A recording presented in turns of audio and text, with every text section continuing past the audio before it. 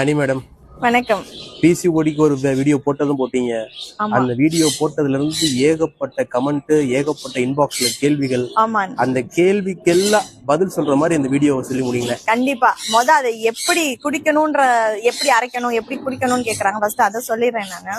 Okay. So இலந்த இலை, நாட்டு இலந்த இலை, சின்ன இலந்த பழம் இருக்கும்ல, அதோட இலை.